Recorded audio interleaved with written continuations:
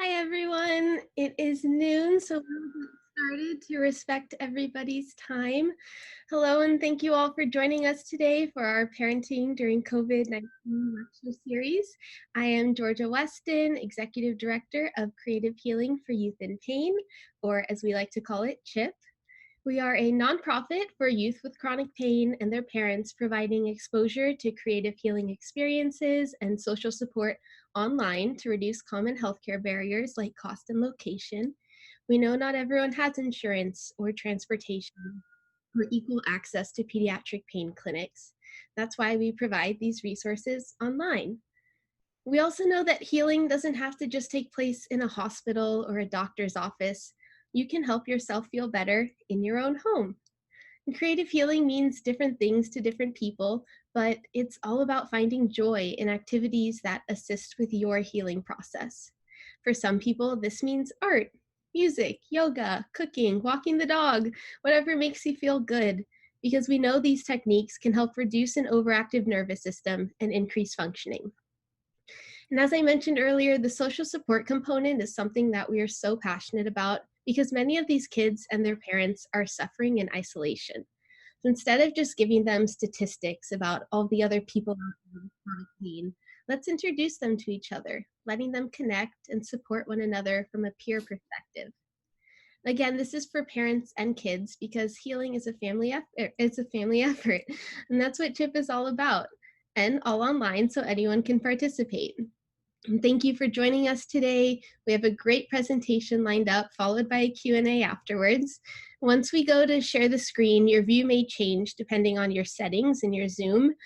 So look at the upper right corner and make adjustments as needed. If you have one rectangular, you will be just seeing yourself. If you click to where you have two rectangles, you should be able to see Dr. Fractor when I put her on in a second. We would also ask that everyone please keep themselves muted and their cameras off so we can all enjoy this presentation. Again, the upper right corner of your screen is where you can adjust the view. And so now I will introduce our guest speaker. Dr. Carin Fractor is an experienced principal of Saugus Union School District with a demonstrated history of working in the primary and secondary education industry. She'll be talking about supporting your child's schooling from home during COVID-19. So now what I will do is switch it over to Dr. Carin Fractor. Give me one moment. And there we go. Take it away, Dr. Fractor. Hi, everyone. I'm glad to be here to talk to you and hopefully just give you some insights and supports that will help you during this crazy time that we're in. So I'm going to go share my screen.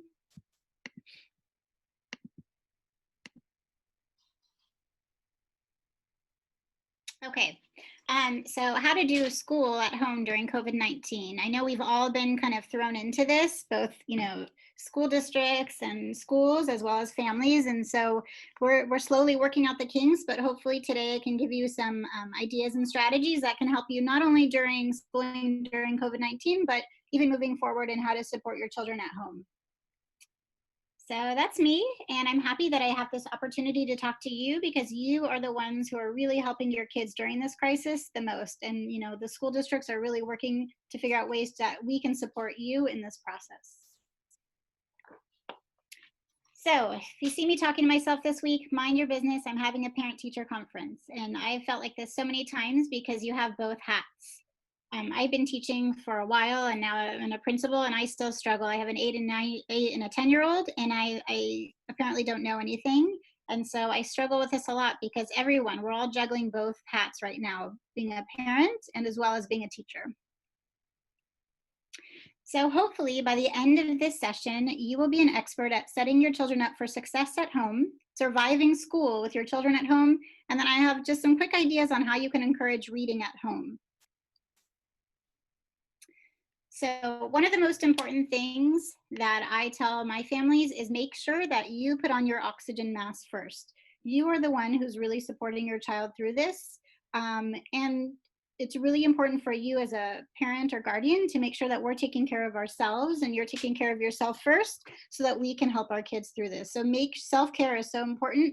So we need to make time for that in our day, in addition to supporting our kids. And this is one of the most important things that we can do. Oops.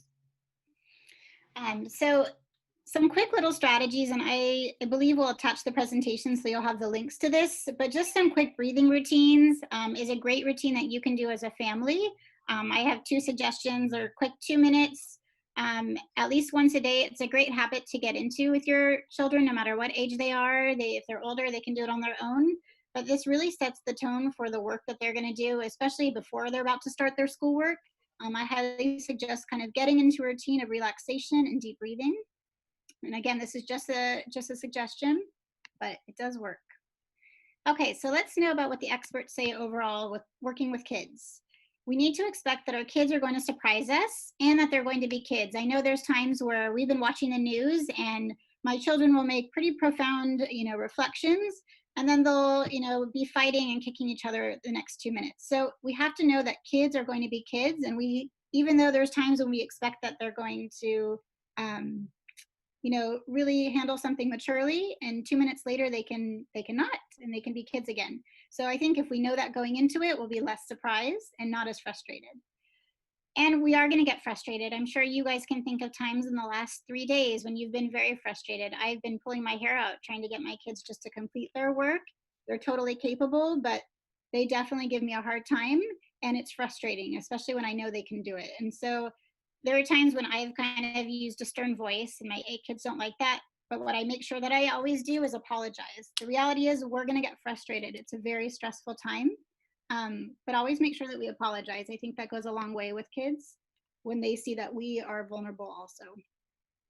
Also, your kids are not going to do what we want them to do. We want them to do distance learning. We want them to do it on a certain schedule, and they're going to push back only because it's not necessarily what they're used to or what they feel like is right. And so I have some tips and strategies to help us through this.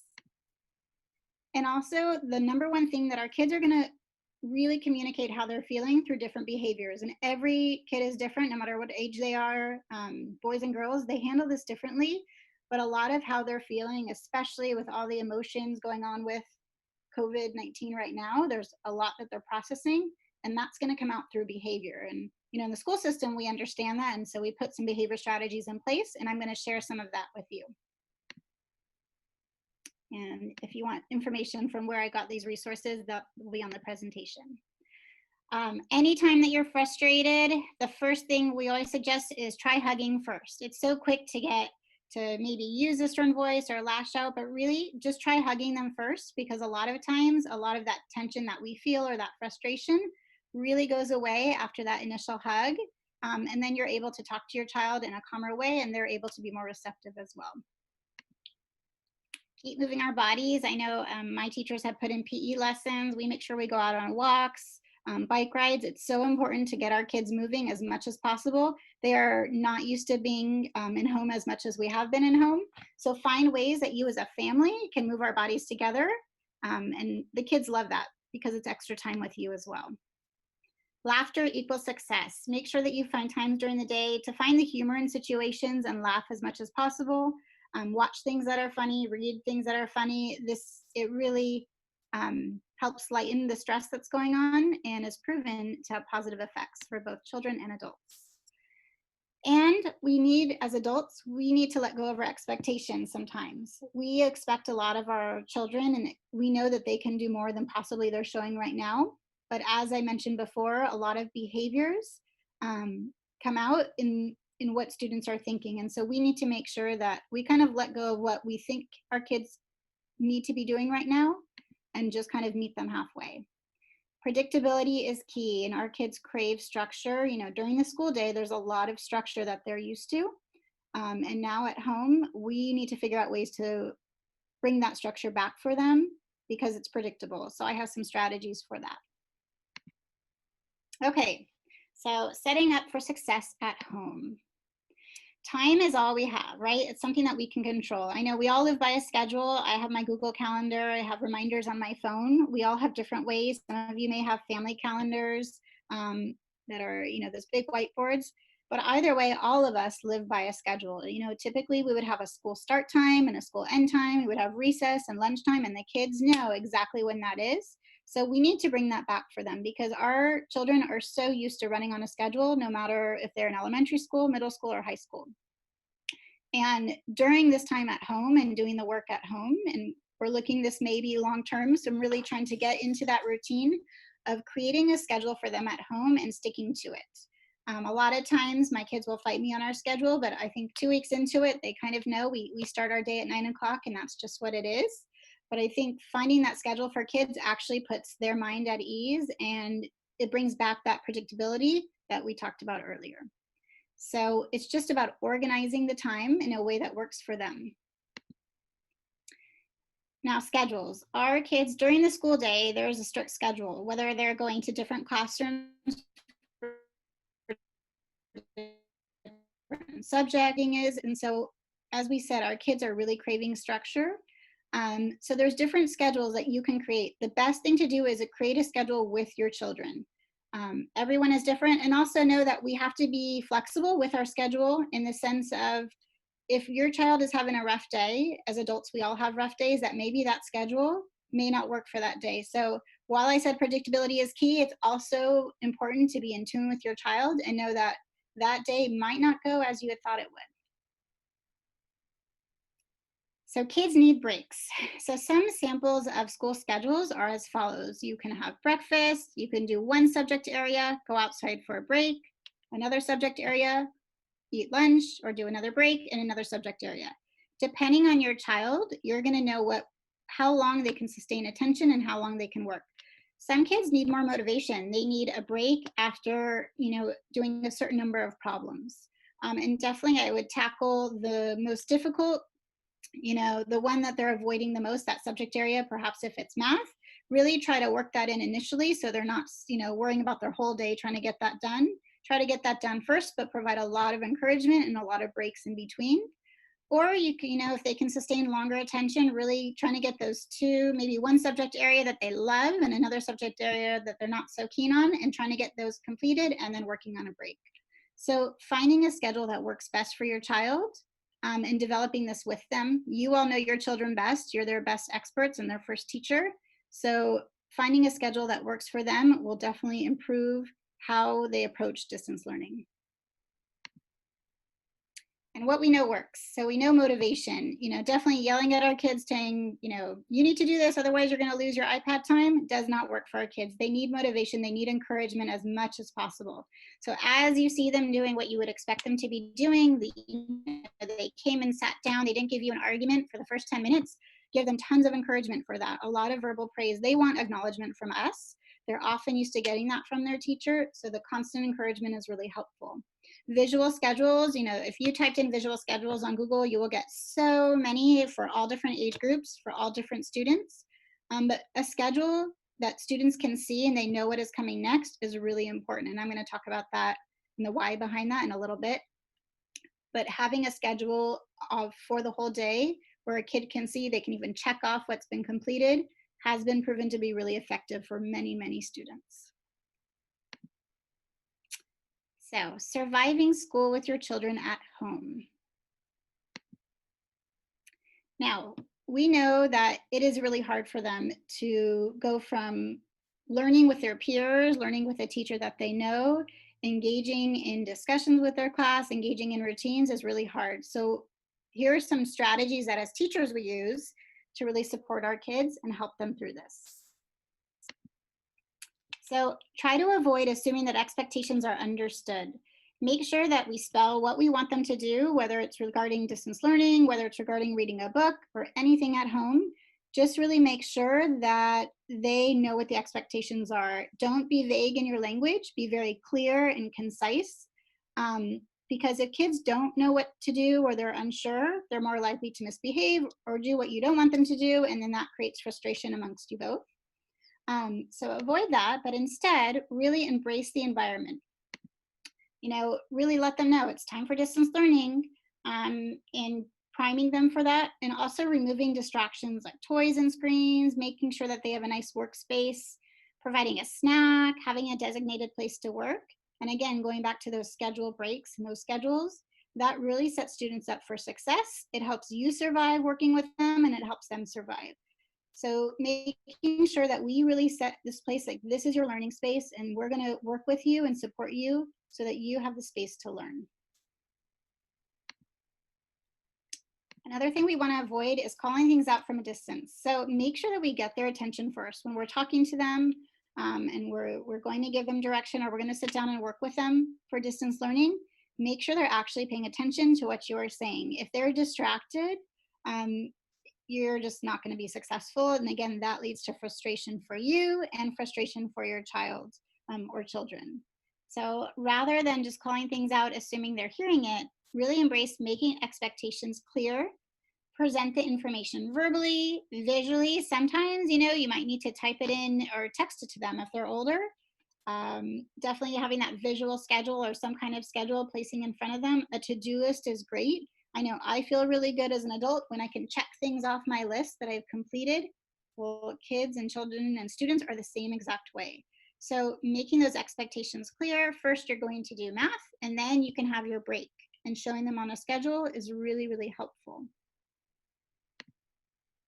Another thing that we want to avoid is transitioning without warning. I mean, I know if you've ever had your child on an iPad and you just say, okay, we're done, take the iPad away, you will most likely 90% of the time say, wait, 5 more minutes, wait. We need to give our children warnings before we transition from one thing to the next, even if it's to something that's pleasant. So make sure that we find a good stopping place, and that makes the transition easier. Otherwise, it is hard, especially when we're going from something fun and then you're going to go from a break, let's say, back to finishing their math. That's a hard transition for a lot of our kids. So providing countdowns is a great thing to do. Okay, you have 10 minutes.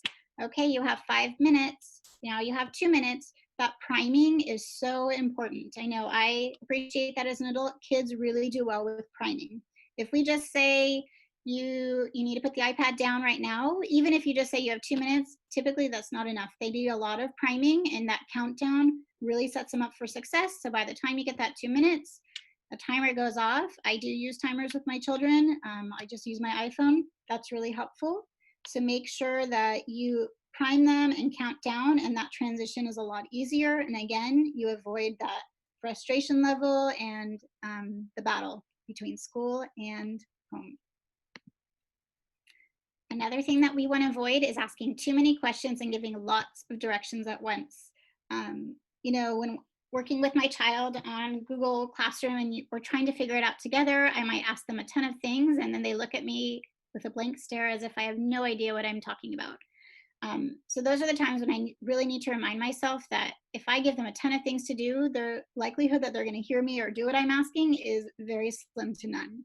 So really breaking things down for them, giving them choices. So rather than me directing them what to do or asking so many questions, really developing that schedule with them or giving them choices. Do you want to do math or do you want to do language arts? These choices really empower kids, and then it's not feeling like we are telling them what to do. And that goes back to what I talked about in the beginning. They are not going to do what we tell them to do. That's just if you do have a child who's like that all the time, that's wonderful. But most children, especially during this crisis, they are going to push back. And so giving them that power back, those choices are really important. So finding ways throughout your day that you can do that will help lead them for success. Another way that we can survive school at home is avoid saying no or stop. We do want to use phrases in the positive sense. A lot of times if we just say no, we're just going to get defiance and nothing good is going to come out of that. So instead, set up for an outcome that we're looking for. A lot of times when our kids are refusing to do something, setting motivations up for them, ask them, well, develop things that they can work for. For example, my kids love to spend time with me. Well, that dedicated time with me away from work, but completely intentional, focused time with them. So a lot of times my kids will work for reading a book with me or going for a walk with me. Some kids might enjoy just playing Roblox. Whatever it is, finding that motivation for them and then letting them know that that's what they're working for. You finish these 10 problems, you can go play for 10 minutes. You finish, your math and your social studies, then we can go out for a walk together.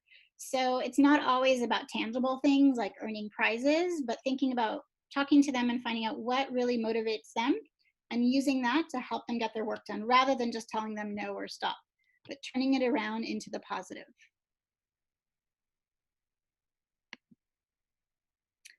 Now, encouraging reading at home is really, really important. Students are going to learn so many things during the school year, and we all have our content standards. I know California has a lot of grade level standards, but the most salient thing that we can do is get kids reading. We want them to enjoy reading. A lot of the schooling and the standards, look at comprehension and vocabulary development and playing with language to support their articulation of their thinking through writing. And the best way to support that is continued reading. And it doesn't have to be a chapter book. A lot of kids are into graphic novels, and that's completely okay.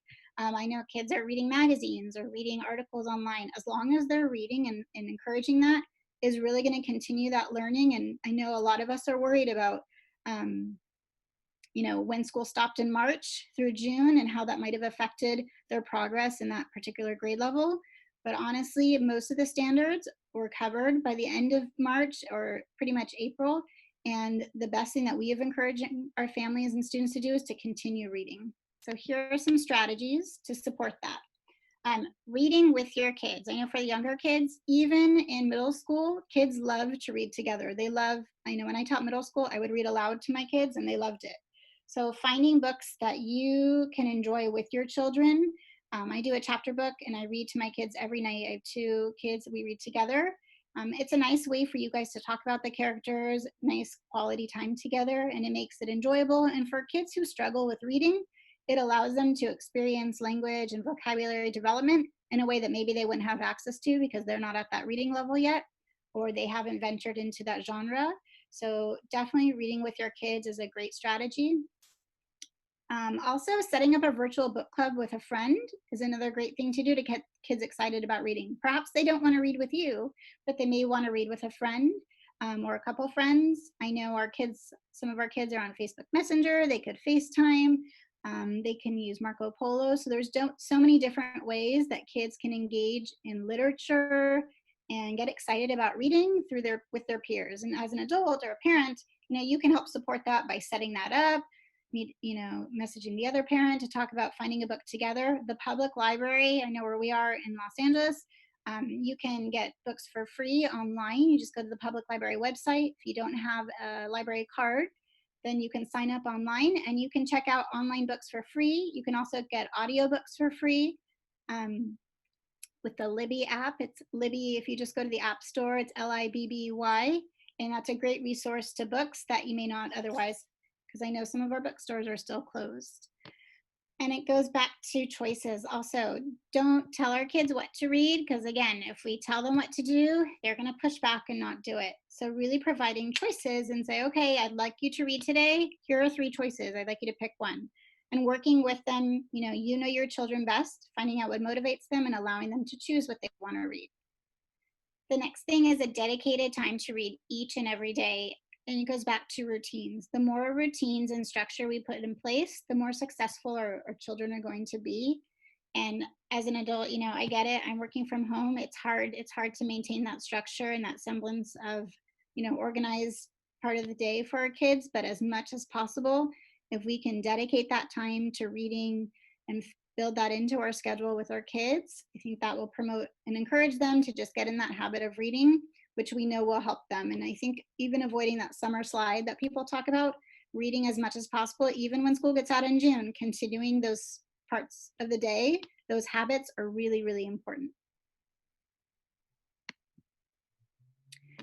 And one of the last things that I always tell our families that's so important is you are enough. I mean, we're not going to replicate a traditional classroom right now. That's just, we're in the middle of a pandemic and it's a crisis. And I don't think the intention is there for us to just do exactly what we were doing or replacing what the teacher had done in the school. But you are their parent. You are your child's very first teacher. And I think it's so important to know that you are enough. And even if you feel like you're failing or not doing enough, it is. Just being there, working through this with them.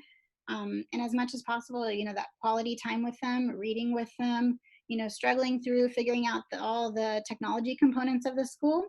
It is enough. And none of us are doing it perfect. I mean, I've taught many, many grade levels. And I've worked with kids age 5 to 16, and I'm still struggling as a parent and working with my kids. So this is normal. It's a kind of a crazy world that we're in right now, but it's important for you as parents to know that you are enough, and anything that you're doing, your kids are going to be fine. I think the most important thing that we can do is support their social emotional needs through that time with them, and that intentional focus on working with them and not making school this thing that we're fighting about or that leads to frustration. So going back to some of those strategies and tips and trying to get yourself in the habit of how we react. A lot of times our initial reaction is to say no, or to, require them to get things done right then and there.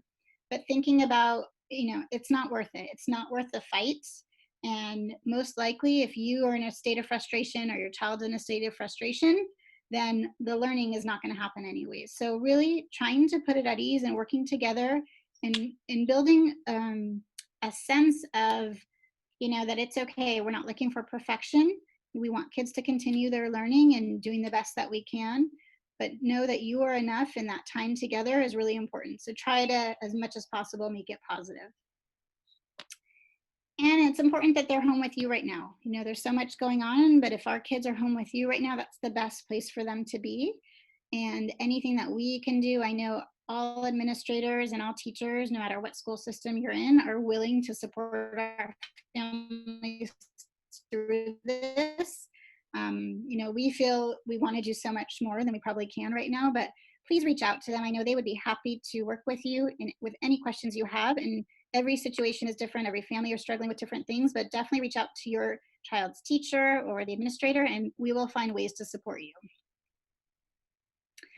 So thank you, and you can email me at my personal email if you have any questions, and I will go to taking live questions right now. Yes, thank you so much, Dr. Fractor, for that presentation. If anyone has any questions, you can look at the bottom of your screen where it says chat, and you can click on that, and a box should open up and give you the opportunity to type in some questions that you may have. So feel free to do so. We'll give you all a few minutes to collect your thoughts, and we'll see what questions you might have.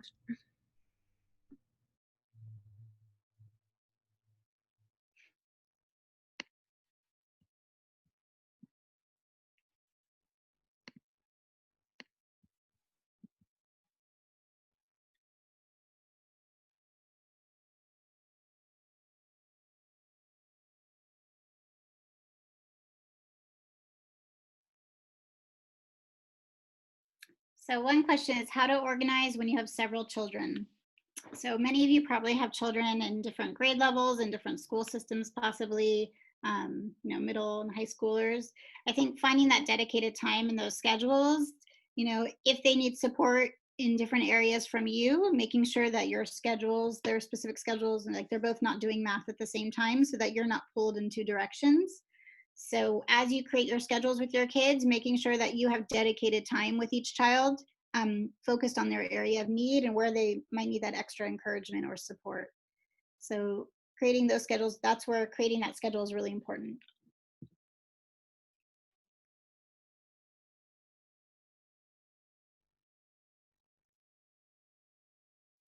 And if you can, dividing the load. I know for me, my husband does better with the math, and I get more frustrated. So I think it's important, if you have somebody else around to help, divide and conquer. I think that it helps put everyone at ease. And sometimes if you're feeling really frustrated, kind of tapping out. It's okay to tap out for a little bit, take a breath, walk around, and then come back, and that helps a lot. Question, different techniques to motivate a high school student. Motivation works for everyone. Thinking as an adult, how we would want to motivate, how we would want to be motivated, asking. I think, if you have a high school student or an older child, what motivates them, sit down and have that conversation and talk to them. A lot of times we think we know what our kids are into, but we learn a lot by asking questions and authentically listening. So I think the more we listen to our kids, the more we learn about them. In my school, we implement something called a 2x10. You spend 2 minutes with a child every day. You can do this with your own children, talking about anything that they want to talk about. So not what's on your agenda, but asking things about them. I know a lot of times high school students may not always answer, or they'll tell you nothing. But trying to find that entry point, that commonality with them. If there's a TV show they like, perhaps watch it so you can have that conversation about certain characters or certain types of books that they're into. But definitely talking to them and really, really listening is a great strategy to focus on motivation. If a parent doesn't know the material to help, like in math, so that is a big question that we're dealing with. They're really struggling. So I always say reach out to the teacher if you can. The next thing is there's a lot of good videos. If the teachers aren't providing, I don't know what school system you're in, but if they're not providing videos or it's hard to contact them, Khan Academy has some great lessons. If you go to their website, they're all free and they do some mini videos on specific standards that might be helpful for you. You can go there, especially for Common Core math. Sometimes it is hard to explain, and don't feel like you have to do it all. And you know what? If you're struggling, also find out if there's a peer, if your child has a peer that maybe can work with them on the math. But there's a lot of resources. I know Khan Academy is a great one, but definitely my first inkling is if you're struggling with a subject area is to reach out to the school first. And should you encourage older children to help younger children? I think it depends on your kids. If if you think that would be helpful or if you think it might hinder progress. If your kids get along well and you know one has the patience to support the other, that's great. But sometimes, like even in the school system, we find that peer tutoring helps in some respects when there's direction, but not always. So I think it depends on your kids. And I think, you know, as long as if the older child is patient, I think that they might be a better source than you, depending on how your kids react. Then another question, is it better homeschooling or being at a school by a teacher who wears a mask? Nonverbal communication, especially for small kids. That is a fabulous question and one that we're wondering. I know that I think the more that we can get back to school and have kids interacting and work face to face with them, I think our kids are going to be, I think that's the best thing for our kids. We don't know what that's going to look like yet. We have a lot of unknowns, but I know that the school system is going to work. We have a lot of programs in our school district. I have classes with students who are nonverbal, and so we're working to really get them back to school because distance learning has been difficult for them, and we want to get them back into their routine. So I think I don't want to say if one's better than the other, but I definitely think our kids benefit from that live feedback from teachers, especially our children who have little communication or communicate in different ways other than speaking. And so we're working on, as a school district, and I know all school districts are really working on how best to support our students in special education. So I do believe it's coming. You know, we never thought that we'd be completely online within a week of closing our schools. So I can imagine that schools are going to be creative and try to do anything they can to get kids back even for a little bit. So we are going to try our best to do that. So I'm working with a 16-year-old boy and I'm finding that there are subject areas that I don't know very much about. So like biology or genetics, those are very specific. If I divert from provided curriculum, will that hurt his progress? At this point, I don't think so. I think as long as we're communicating with the school, and like I said before, we're going to do the best we can right now. We're, as a school system, we're learning more, so we're going to refine. If this is something that we're all going to be doing into the future and into next year, we're going to refine how we do distance learning. And so I think we're going to see the pitfalls now. So for right now, if you deviate a little bit, I think that's completely fine. And I don't think we're hurting our children. We're still interacting with them. We're still working with them. And just know that I know school districts were learning from this experience and really making sure that if we don't need to do this long term, that we're going to refine it and really make it even more productive and more useful for our students.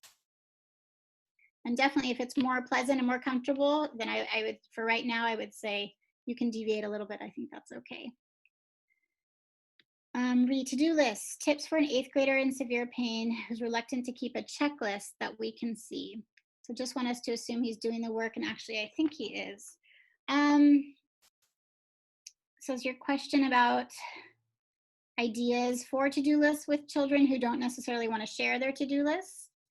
I think in that case, just check-ins, you know, ways that you can check in periodically throughout the day, you know, whether it's, you know, having them show you what they've done so far, having them share. I think the more that we can celebrate our students' successes, so rather than a check-in, like we're making sure that they're completing tasks, shift the conversations or the questions so that we're celebrating what they've done so far. So show me your favorite thing that you've completed today, or what are you most proud of?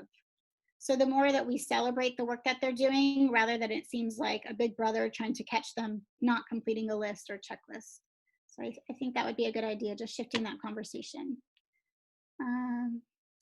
My second grader has assignments from various teachers and resists doing the assignments from other teachers because she feels they don't know her and the task is too basic, and a review of something she's already mastered. In that situation, is it okay to skip school assignment and supplement with other educational material?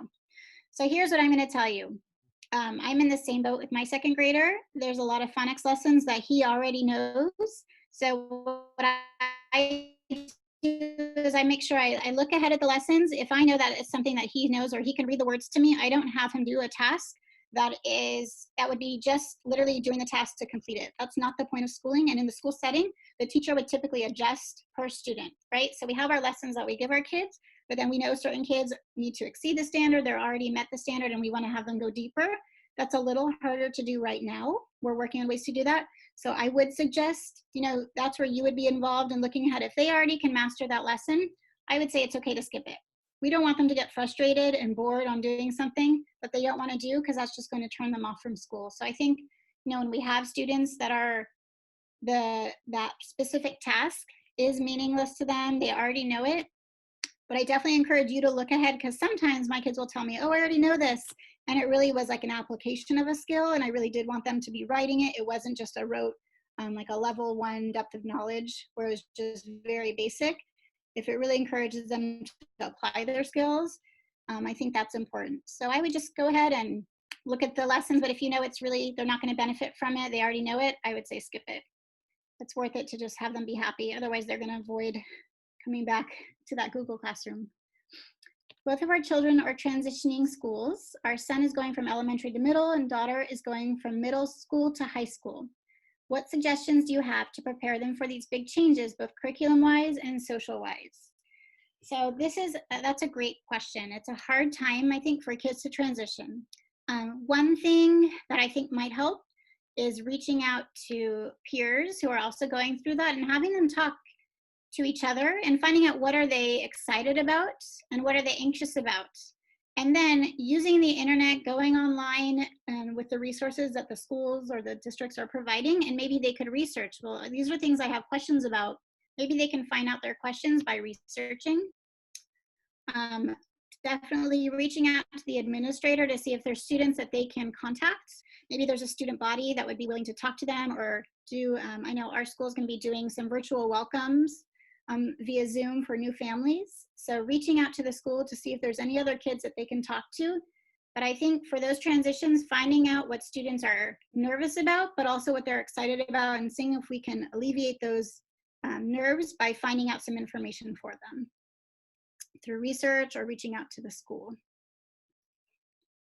And another question.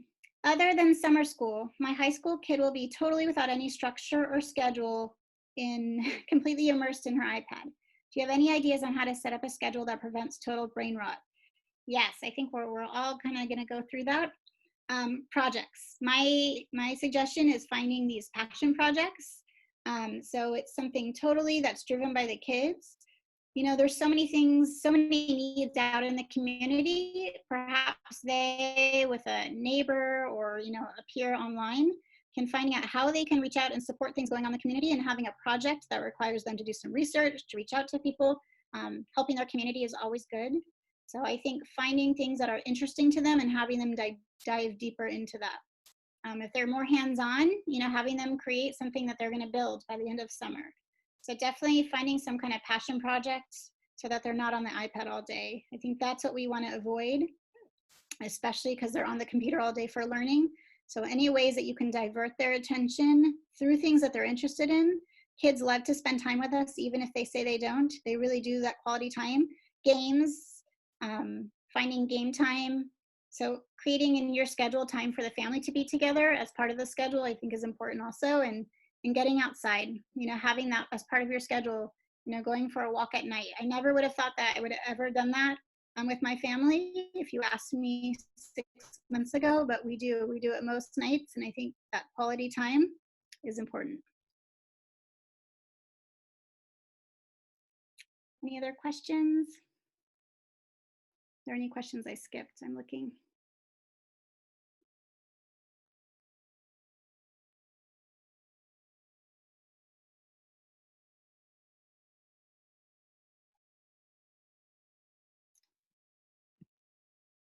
How do parents find time for themselves? So this is really, really important.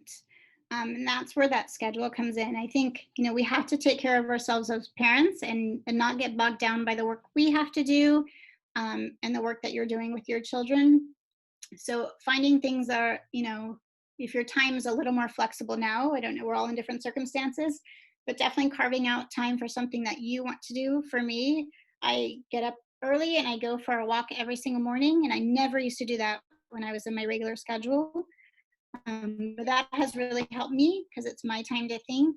So I think for you, whether it's, watching TV late at night and anything that you want to watch, but definitely making that a priority, because the second that we don't make it a priority, everything comes in between, and what we find is we get frustrated. So if we're not making up time for ourselves, we're going to get frustrated with our kids, we're going to have less patience, and they're going to feel that. They feel when we're stressed, and they're going to go and show that through their behaviors. So the more that we can take care of ourselves, it really has a positive effect on our kids. And I used to feel guilty for taking that time for myself, but it's so important because I know I can approach working with my children a lot better when I've taken care of myself. Any advice for students with health concerns about the fall? I think right now, I was on a LA County Office of Ed meeting earlier. People are still working on the guidelines for what school will look like. So unfortunately, we just don't have any answers on what schooling will be. But I know it's going to be something that we've probably never even imagined. So we're really trying to think outside the box. So I just encourage you to, pay attention to what school districts are putting out. I know they're in the process of trying to find the best they can to meet our students' needs and provide choices for our families. I know it's hard because a lot of families are working still or need to go back to work. And so that hybrid or distance online learning model really poses a problem. So I think just working with your school district, and just know that everyone is working the best way that they can, and adhering to health department guidelines for school districts. As a public school, it's something that we need to do. But right now we're in the very early stages, and hopefully we'll have some more information soon. So all I can say about school in the fall is it's all unknown right now. So we are in the process of trying to plan, but we need more guidance from the state and from the county health departments. How much should we focus on academics for a kid who just turned 4? Preschool touched on letters, numbers, learning to write, but it was mostly play-based school.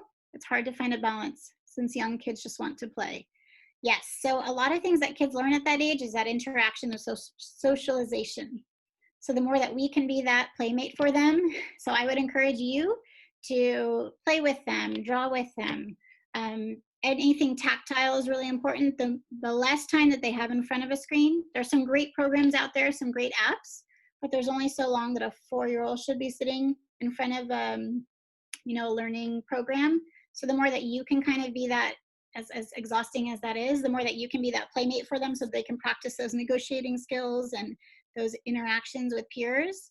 I think that would be my best suggestion. And just doing things that are fun, not feeling like it has to be so academic for a 4-year-old. Reading to them is what I say. Kids really don't need academic preschools. They just need to learn those interactions and that negotiation with other peers. So the more that you can do that, and just reading to them is excellent. We don't know how we're going to plan for music, art, and PE. I would imagine it would be practicing social distancing for physical education, which is something that we can do. But those are big unknowns for how we're going to bring the arts and PE into the schools. If we work from home, do we recommend working together while they are doing schoolwork, or would you take the focus away from their schoolwork? I think it depends on your kind of work. I do my work at the same time as my kids. We all have our laptops at the table and we work together. You know, obviously it's harder if I have a Zoom meeting to attend, then I can't help them. But if I'm just, you know, answering emails and I have them right next to me, it makes it a lot easier. So that's what works for me. I think it just depends on the kind of work that you do, but it is nice just to have a work time where everyone is working at the same time, because then when you're all done, you can have that dedicated time together. And am I hearing anything about kids with special needs and immune issues being able to continue distance learning? No, these are great questions, because I'm getting a lot of those questions as well. We're still in the beginning stages, but I have a lot of students with specific health needs and special needs that are going to require different types of teaching, because I know the online learning isn't the only thing, but perhaps more live teaching via Zoom. So those are a lot of unknowns, but we're getting more guidance. I know I've heard today that kids who have breathing problems or health problems won't necessarily have to wear masks, but other students may. And they also talked about kids between the ages of 2 to 8 will wear masks only with adult supervision. But if there's health concerns, then they don't need to wear a mask.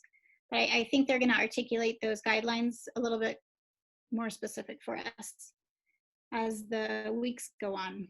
I know they're right in the process of going to release all that information. So we're all kind of in the dark, waiting to hear what school will look like for all of our students, kids who need more support and kids who want to get back to school.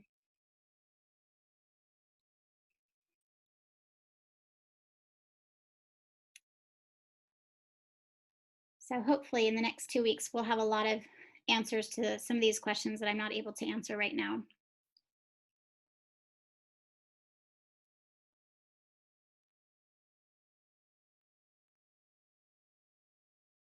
Any other questions? But again, just know that you are doing enough, even if you feel like you're not getting everything done that is, you know, posted on the Google Classroom, or that your child really is frustrated and not engaged. It's, you know, right now it's not engaging for a lot of kids. So the more that we can do that, and if you can find other ways to do that, then I think that's important, because we don't want kids to disconnect from learning and disconnect from school. The whole point of school is to create curiosity and get them, you know, to use those skills and to learn. And if that can be done another way, I think that's fabulous. Is working jointly with another family through Zoom a good idea? I think that's a great idea. I think again, it's what motivates. I feel like if that's motivating for kids, I think that's a great idea. Learning is social. And I think that's the part that kids are missing from this. They're missing that peer interaction and that social construct of learning. So if you did that with another family, or even had 2 kids, you know, on a laptop Zooming and just literally doing their work at the same time, not even doing it together or helping each other, but having a conversation like we are right now and just sitting doing their work, I think that is motivating for a lot of kids. Issues for problem solving for parents of kids with health or pain issues can be discussed through the CHYP online programs for parents. So same for kids. So specific issues regarding pain and supporting parents and kids through this will be discussed through the online programs. Yeah, these are great questions. I think, you know, there's no playbook for how to do this as a parent or as a teacher. And so we're all kind of, they keep saying we're building the plane while flying it. But as a parent, you're doing an amazing job, and keeping our kids happy and feeling safe during all of this is the most important thing. So the more that we can alleviate that frustration for you and for your children, I think right now is the most important thing.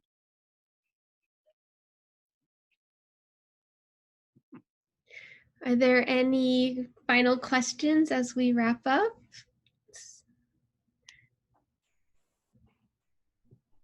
A few more coming in. Okay, is there more discussion about project-based learning? So project-based learning, you know, it's a different philosophy, and a lot of schools have embraced it.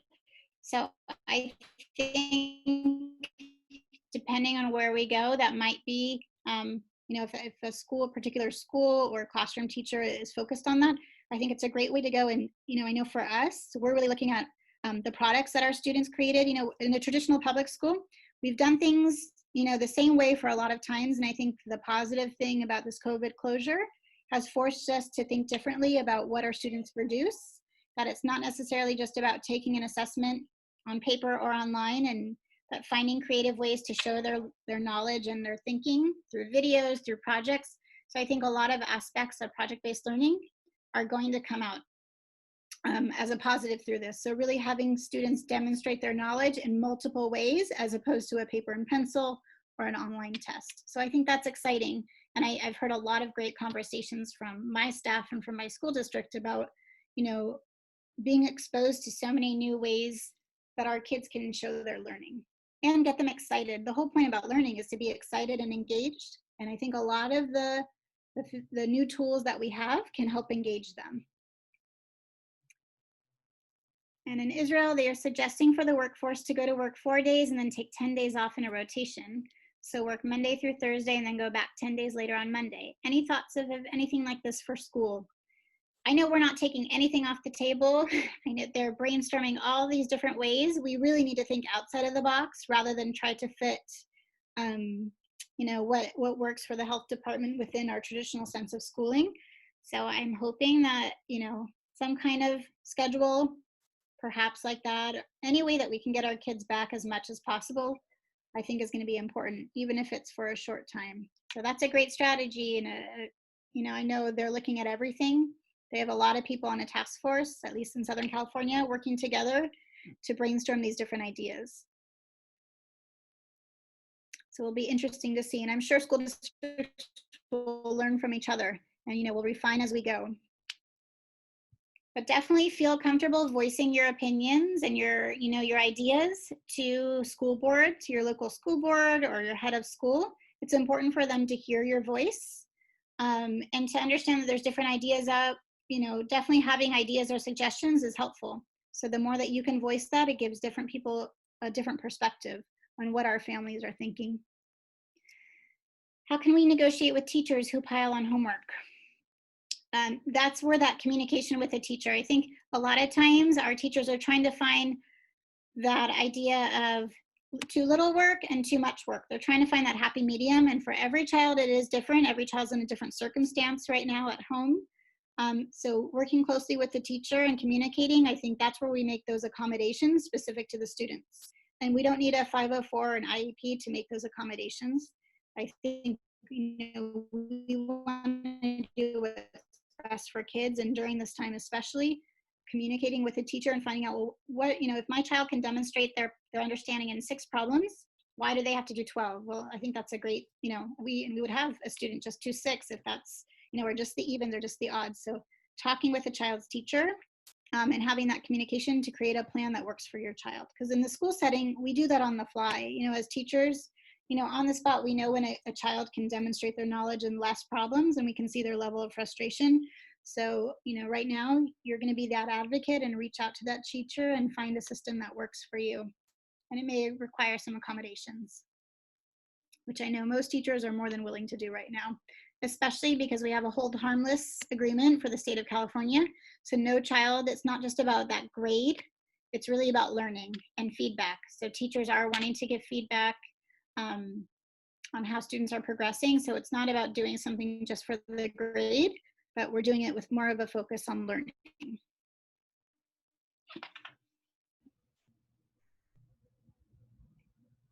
And some schools had group projects. Will that continue in a new format?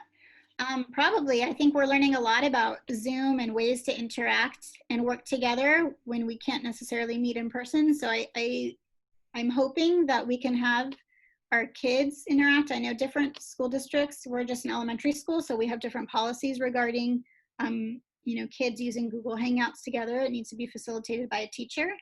But I definitely think we're going to work together to use our new resources and use them in a way that really supports and is effective in certain aspects of school that maybe we didn't think about before. But definitely we want our kids learning from each other. So the more group opportunities we have, I think the better. It's not fun to learn by yourself.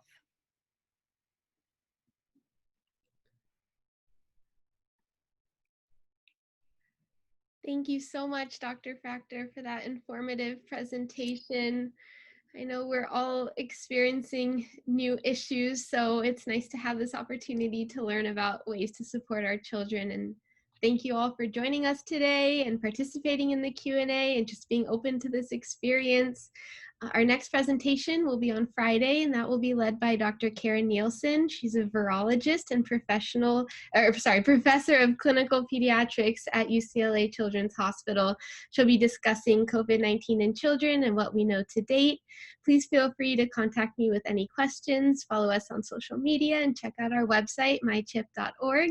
We wish you and your families health and wellness during these challenging times. And thank you again, Dr. Fractor. You've given us a lot to think about, and we really appreciate it. Thank you, everyone. Take care. Yeah, have a great day, everybody. Thank you.